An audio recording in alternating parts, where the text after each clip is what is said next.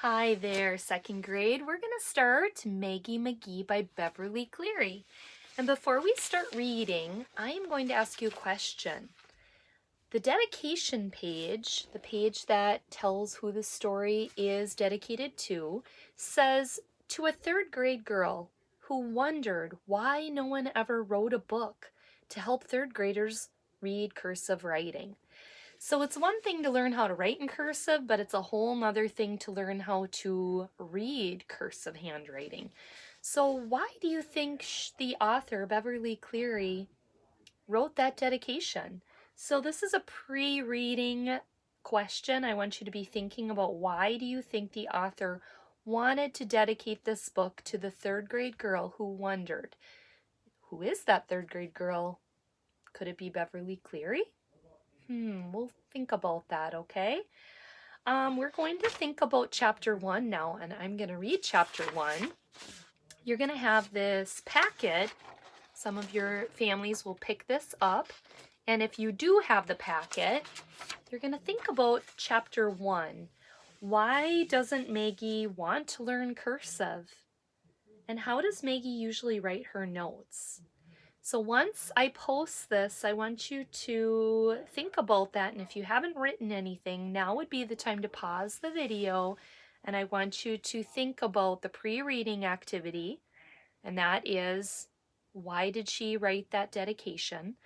And then now I'm going to read chapter 1. And I want you to think about, after this video, answering the question. And then when we go to chapter 2 next time, I'm going to ask you what you wrote, and I'm going to share what I wrote. So why doesn't Maggie want to learn cursive? So this book is about a girl named Maggie McGee, and we're finding out she does not want to write in cursive. We're going to find out why. Chapter 1. After her first day in the third grade, Maggie Schultz jumped off the school bus when it stopped at her corner. "Bye, Joanne," she called to the girl who was her best friend sometimes. "See you tomorrow." Maggie was happy to escape from sixth grade boys who called her a cootie, and from fourth grade boys who insisted the third grade was awful, cursive writing hard, and Mrs. Leeper, the teacher, mean. Her dog Kaiser was waiting for her. When Maggie knelt to hug him, Kaiser licked her face. He was a young, eager dog. The Schultzes had chosen from the SPCA's Pick a Pet page in the newspaper. "A friendly cockapoo looking for a child to love" was the description under his picture, a description that proved to be right. "Come on, Kaiser." Maggie ran home with her fair hair flying and her dog springing along beside her. Why did she say in this book, a description under his picture proved to be right? The description said, "A friendly cockapoo looking for a child to love." And now the description still has to be proved to be right. So that must mean that this cockapoo doesn't really care about a child to love. Maybe he's too independent. This dog Kaiser. When Maggie and Kaiser burst through the kitchen door, her mother said, "Hi there, Angel Face. How did things go today?" She held Kaiser away from the refrigerator with her foot while she put away milk cartons and vegetables. Mrs. Schultz was good at standing on one foot because 5 mornings a week she taught exercise class to overweight women. "Mrs. Leeper is nice, sort of," began Maggie, "except she didn't make me a monitor, and she put Joanne at a different table." "Too bad," said Mrs. Schultz. Maggie continued, "Courtney sits on one side of me and Kelly on the other, and that Kirby Jones who sits across from me kept pushing the table into my stomach." "And what did you do?" Mrs. Schultz was taking eggs out of a carton and setting them in the white plastic egg tray in the refrigerator. "Pushed it back." Maggie thought a moment before she said, "Mrs. Leeper said we are going to have a happy third grade." "Well, that's nice," Mrs. Kaiser smiled as she closed the refrigerator. But Maggie was doubtful about a teacher who forecast happiness. Forecast means to try to predict, right? To tell what's going to happen. Like you tell the forecast of the weather, that means you're telling what you think the weather is going to be.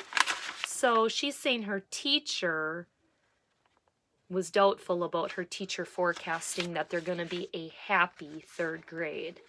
How did she know? Still, Maggie wanted her teacher to be happy. Kaiser needs exercise, Mrs. Schultz said. Why don't you take him outside and give him a workout? Maggie's mother thought everyone, dogs included, needed exercise. Maggie enjoyed chasing Kaiser around the backyard, ducking, dodging, and throwing a dirty tennis ball, wet with dog spit for him until he collapsed, panting, and she was out of breath from running and laughing. Refreshed and much more cheerful, Maggie was flipping through television channels with the remote control, trying to find funny commercials when her father came home from work. "Daddy, Daddy," she cried, running to meet him. He picked her up, kissed her, and asked, "How's my Goldilocks?" When he set her down, he kissed his wife. And there she is with Kaiser, her dog, her cockapoo. Tired, Mrs. Schultz asked. Tired, Mrs. Schultz asked. Traffic gets worse every day, he answered. Was it your turn to make coffee? Demanded Maggie. That's right, grumped Mr. Schultz, half pretending. Other than talking with people who came to see him, Maggie did not really understand what her father did in his office. She did know he made coffee every day because Miss Madden, his secretary, said she did not go to the work in the office to make coffee. He should take his turn. Mrs. Madden was such an excellent secretary, one who could spell, punctuate, and type, that Mr. Schultz put up with his share of coffee making. Maggie found this so funny that she always asked about the coffee. Did Mrs. Madden send me a present? Maggie asked. Her father's secretary often sent Maggie a little present. A tiny bottle of shampoo from a hotel, a free sample of perfume, and once an eraser shaped like a duck. Maggie felt grown up when she wrote thank you notes on their home computer.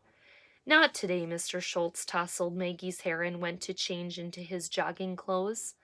When dinner was on the table and the family exercised, happy and hungry, was seated, Maggie chose the right moment to break her big news. What do you think the big news is? We start cursive this week, she said with a gusty sigh that was supposed to impress her parents with the hard work that lay ahead. Instead, they laughed. Maggie was annoyed. Cursive was serious. She tossed her hair, which was perfect for tossing, waving and curling to her shoulders. The sort of hair that made women say, "What wouldn't you give for hair like that?" Or in sad voices, "I used to have hair that color." So her hair is pretty nice, isn't it? Don't look so gloomy, said Maggie's father. You'll survive. Well, how did he know? Maggie scowled, still hurting from being laughed at, and said, Cursive is dumb. It's all wrinkled and stuck together, and I can't see why I'm supposed to do it. That was a new thought that popped into her mind that moment. Because everyone writes cursive, said Mrs. Schultz, or almost everybody. But I can write print, or I can use a computer, said Maggie, arguing mostly just to be arguing. I'm sure you'll enjoy cursive once you start, said Mrs. Schultz in that brisk, positive way that almost made Maggie feel contrary. I will not enjoy it, thought Maggie, and she said, all those loops and squiggles, I don't think I'll do it. Of course you will, said her father. That's why you go to school. This made Maggie even more contrary. I'm not going to write cursive, and nobody can make me, so there. Ho, ho, said her mother so cheerfully that Maggie felt 3 times as contrary. Mr. Schultz's smile flattened into a straight line. Just get busy. Do what your teacher says and learn it.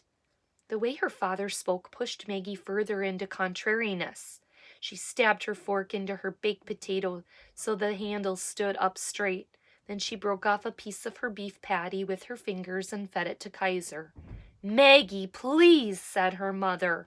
Your father has had a hard day, and I haven't had such a great day myself after teaching her exercise classes this morning. Mrs. Schultz spent her afternoons running errands for her family: dry cleaner, bank, gas station, market, post office.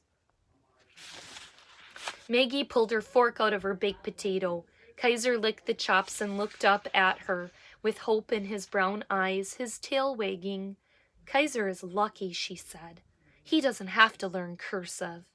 When her dog heard his name, he stood up and placed his front paw on her lap.